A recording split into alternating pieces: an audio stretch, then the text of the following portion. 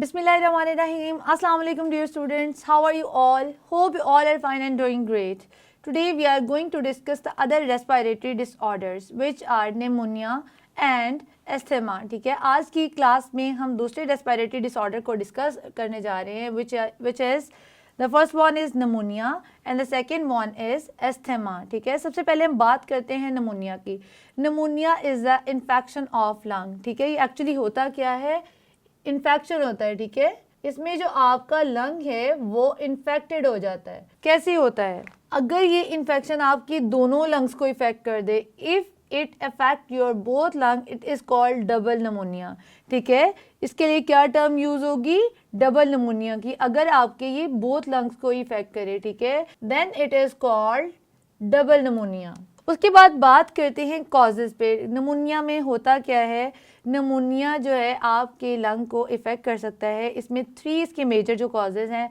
The first one is virals. Viral अगर हो तो इसको कौन सा वायरस कॉज करता है, इन्फ्लुएंजा वायरस. सेकेंड वन, अगर ये बैक्टीरिया से हो, ठीक है, कोई बैक्टीरिया इसको कॉज करे, तो कौन सा बैक्टीरिया इसको कॉज करता है, स्ट्रेप्टोकोकस निमोनिया. अगर वायरल होगा तो इन्फ्लुएंजा वायरस से होगा, बैक्टीरियल होगा तो स्ट्रेप्टोकोकस निमोनिया से होगा, और ये फंगल इन्फेक्शन से भी हो सकता है. ठीक है, फंगल इन्फेक्शन भी हो सकता है जो आपकी बॉडी को इफ़ेक्ट कर सकता है. अब होता क्या है निमोनिया में, ठीक है, निमोनिया में जो है, जब जो आपके रेस्पिरेटरी पैसेजवेज हैं वो इतने इफेक्ट हो जाते हैं, लंग टिश्यू को डिस्ट्रॉय कर देता है और आपकी जो एल्वेलाई है उसको फिल्ड कर देता है. किससे, लिक्विड और पस से. जैसे कि ये एक नॉर्मल एल्व्यूलर वॉल यहाँ पे नज़र आ रही है, ठीक है, ये एल्वेलाई है, इसमें ये ऑक्सीजन है जो मैंने आपको शो की हुई है. जबकि दूसरी साइड पे जो इफेक्टेड वन है, ये वाली, इसमें ये जो ग्रीन कलर आपको नज़र आ रहा है ना, ये उस लिक्विड को शो कर रहा है जो आपके लंग टिश्यू के अंदर इफेक्ट होने के बाद भरता है, जिसको म्यूकस भी कहते हैं, जो पस होती है. ठीक है, ये आपकी एल्वेओलाई को पस से भर देता है. ये किसको शो कर रहा है, पस को.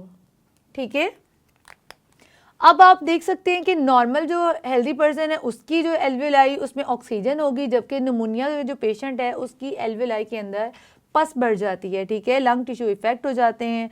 अब इसके इफ़ेक्ट्स क्या आते हैं, ठीक है, मैं जैसा कि इफेक्ट ही मैं आपको बता रही हूँ कि जो पेशेंट है, जो उसका बॉडी जो है उसके ऊपर निमोनिया से बेशुमार किस्म के इफ़ेक्ट आते हैं. जैसे उसके सिम्टम में पेशेंट जो है उसको क्या फील होगा, कोल्ड होगा फील, सर्दी लगेगी.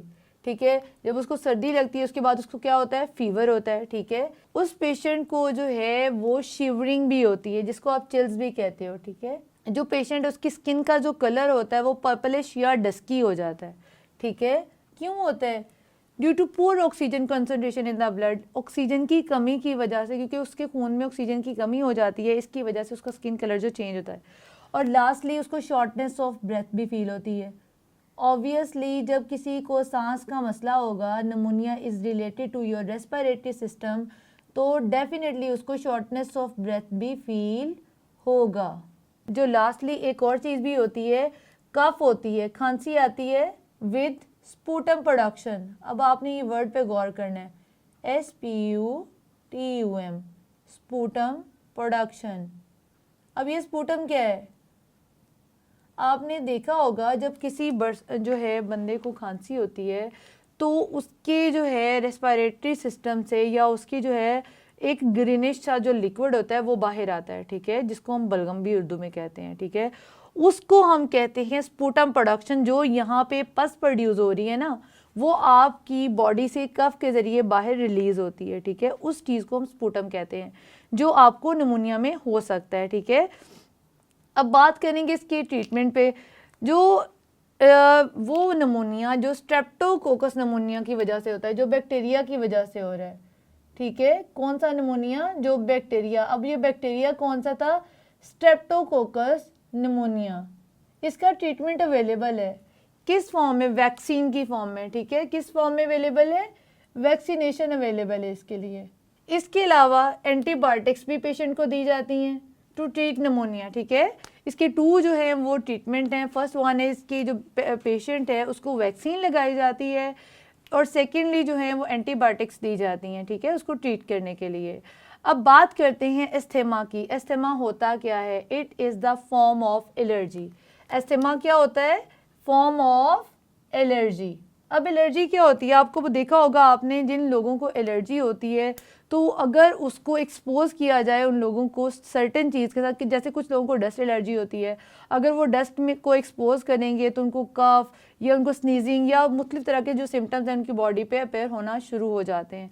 इसी तरह से जो एस्थेमा है ये एक रेस्पिरेटरी डिसऑर्डर है, ये आपके सांस लेने के अमल का जो डिसऑर्डर है, ठीक है, और मतलब आपके रेस्पिरेटरी सिस्टम से रिलेटेड है तो डेफिनेटली आपके सांस से रिलेटेड ये डिजीज़ है। इसमें क्या होता है, जो है एक एलर्जी होती है, इसमें एलर्जेंस डिफरेंट तरह के एलर्जेंस होते हैं, जिसमें आ जाते हैं आपके डस्ट पार्टिकल भी आ सकते हैं, परफ्यूम भी आ सकते हैं, स्मोक भी आ सकती है, ठीक है। क्या होता है कि जब पेशेंट इन एलर्जेंस को जो है वो एक्सपोज होता है तो उसको एस्थेमा हो जाता है। एस्थेमा क्या होता है, वो उसकी जो एल्व्यूलर वॉल होती है ना, वो इंस्टेंट जो है रिस्पॉन्स शो करती हैं अगर वो एलर्जेंस को फेस करेंगी, वो कंस्ट्रिक्ट कर जाती हैं, तो उससे क्या होता है, पेशेंट को शॉर्टनेस ऑफ ब्रेथ फील होती है, ठीक है, मतलब सांस लेने में दुश्वारी आती है।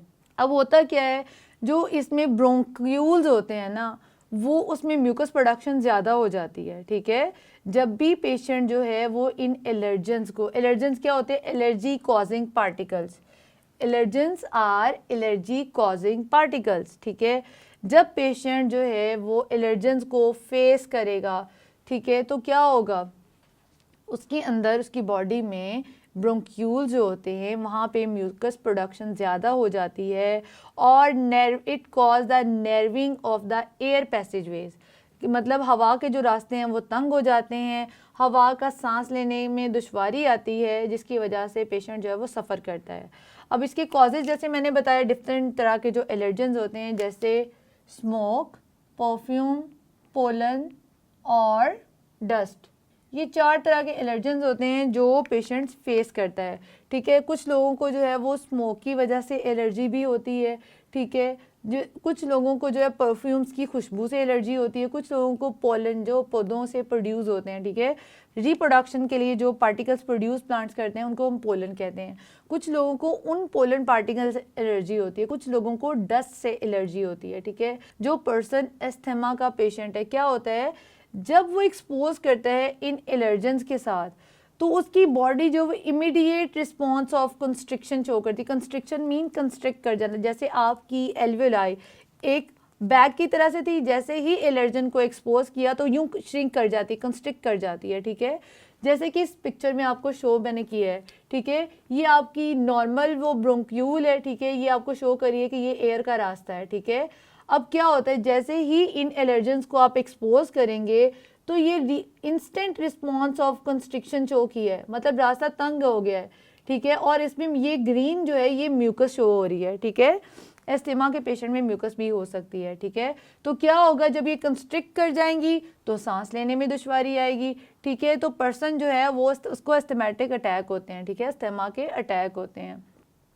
इसके सिम्टम्स में क्या आता है, इसमें फीवर हो सकता है, शॉर्टनेस ऑफ ब्रेथ हो सकती है, ठीक है। आप देख रहे होंगे कि शॉर्टनेस ऑफ ब्रेथ जो है वो बार बार आ रही है, वो इसलिए कि जितनी भी आपके रेस्पिरेटरी डिसऑर्डर्स हैं वो इफ़ेक्ट करते हैं आपके सांस लेने के अमल को, ठीक है। इसके अलावा टाइटनेस ऑफ चेस्ट और कफ भी हो सकती है, ठीक है, खांसी भी हो सकती है। लाइक पर्सन को अगर जो एस्थमा का अटैक हुआ है तो उसको खांसी का जो है वो सांस लेने का जो है ना उसका प्रोसेस जो है वो इफ़ेक्ट हो रहा है, सांस लेने का अमल इफ़ेक्ट हो रहा है, तो उसको खांसी भी आ सकती है, उसको शॉर्टनेस ऑफ ब्रेथ भी हो सकती है, वो तो डेफिनेटली होती ही है। सांस लेने का अमल जो है, जो उसका चेस्ट है उसमें उसको सख्ती फील होती है, टाइटनेस फील होती है, उसको फीवर भी हो सकता है, ठीक है।